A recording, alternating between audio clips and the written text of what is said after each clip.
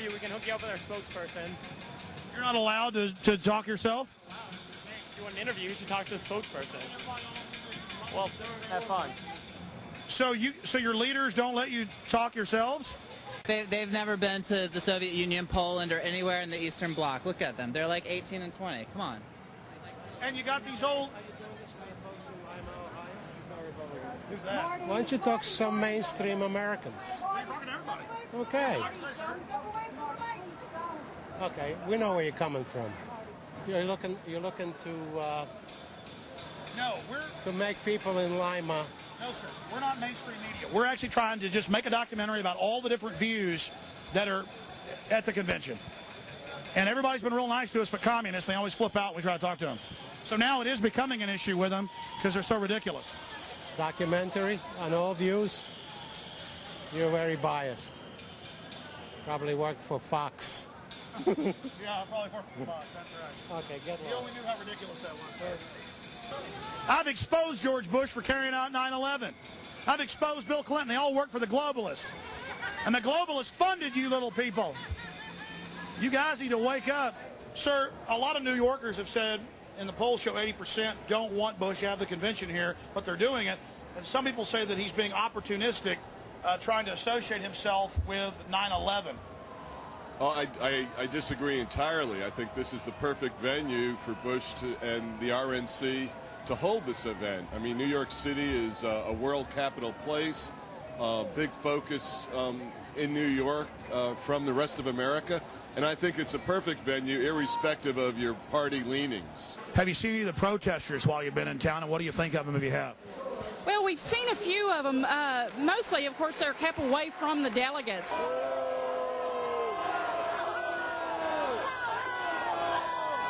But to me, they're not New Yorkers. There's people that have come in and are trying to make New Yorkers look bad.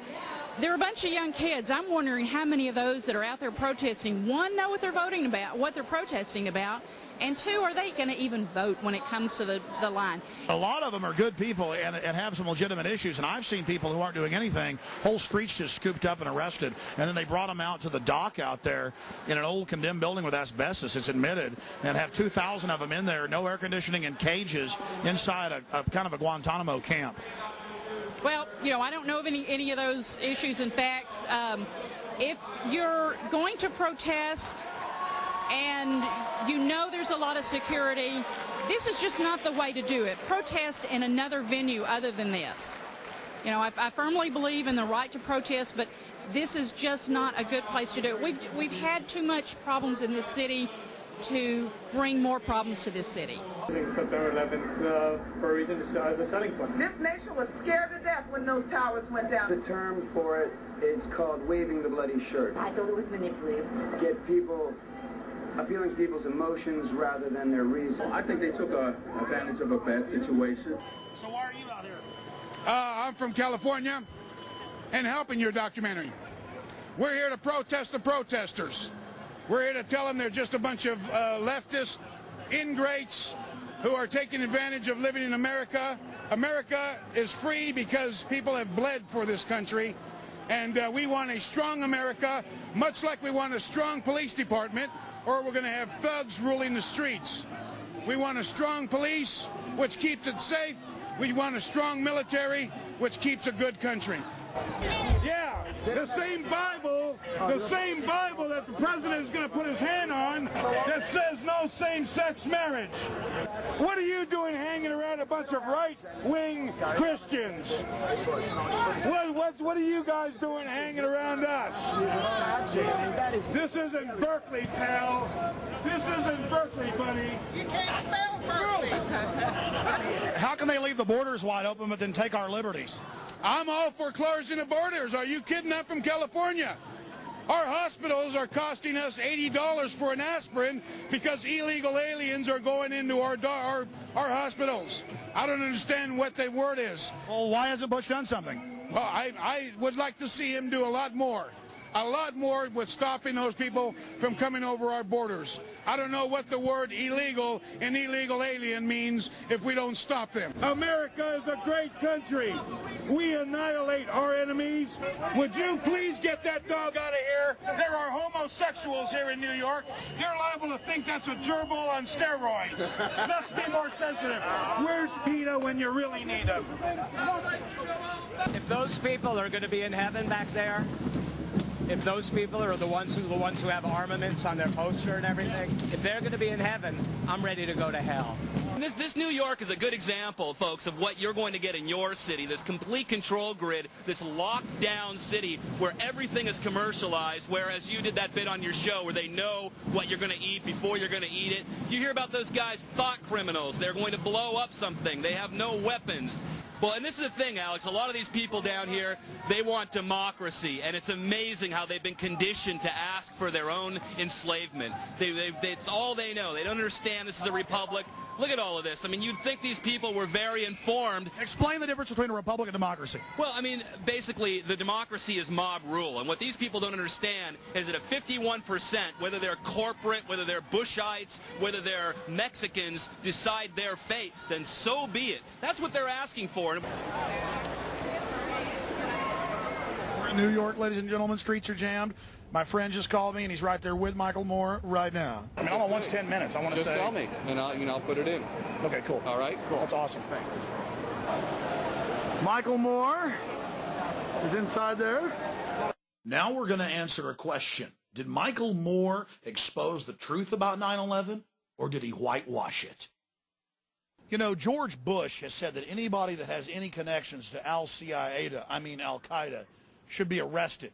Well, no one has greater connections to the Saudis and the House of bin Laden than the Bushes. They've been in business together for decades. George Bush actually started his first oil company way back in 1976 with a member of the bin Laden family and with their funds. The Bushes used them to go after the Soviets back in the 1980s. And bin Laden, according to a Senate report, was actually used to attack the Serbs back in the late 1990s, so when the Serbs fought back, they could say, oh, look, see, they're a bunch of terrorists. We've got to go in and take out the Serbs. My friends, the government had complete and total prior knowledge of the horrible events that happened here. And at the bare minimum, they allowed this tragedy to take place as a pretext to scare the population into total abject fear and then submission. In his film Fahrenheit 9/11, Michael Moore doesn't even talk about things that MSNBC and the Associated Press have reported on. That Osama bin Laden's code name in the CIA was Tim Osman. That he was a CIA asset trained in the 1970s and used against the Russians in the 1980s in Afghanistan. Then, of course, he helped against the Serbs in the late 1990s. Over and over again, Osama bin Laden has been used as a tool of the U.S. government and its interest. Anytime they need to create a crisis anywhere on the planet, bin Laden comes to their rescue as the fire starter they need to create the crisis so they can offer their solution. Or why didn't he talk about the huge 9/11 truth movement that sprung up right after 9/11, made up of hundreds of the victims' families of September 11th, alleging government involvement in the attacks? Why didn't the film talk about the official U.S. government plan to carry out terror attacks in America and blame it on foreign enemies? Operation Northwoods. It even called for hijacking jets by remote control and crashing them, bombing D.C., committing sniper attacks. No, Michael Moore didn't discuss this. Something ABC News and the Baltimore Sun were willing to do, Michael Moore wouldn't get near. Or did you know that it's admitted fact that public officials, federal, state, and local across the land were called by the White House in the days before 9/11 and told not to fly to New York on the day of September 11th? Mayor Willie Brown of San Francisco was called by the White House and told, don't fly to New York on the morning of September 11th. He was called September 10th. Why didn't Moore talk about this? John Ashcroft, the Attorney General, just a few weeks before September 11th, stopped flying commercial, citing a hijacker risk. Most shocking of all, the Joint Chiefs of Staff had a scheduled meeting in New York City on September 11th. But the day before, because of a, quote, warning, they canceled their trip to New York City. They even told MSNBC this. but it's still somewhat of a public secret, and Michael Moore isn't talking about it. Author Salman Rushdie was warned by the FAA not to fly to New York on the morning of September 11th as well. It was reported by the Times of London. We have the San Francisco Chronicle, MSNBC, the Associated Press,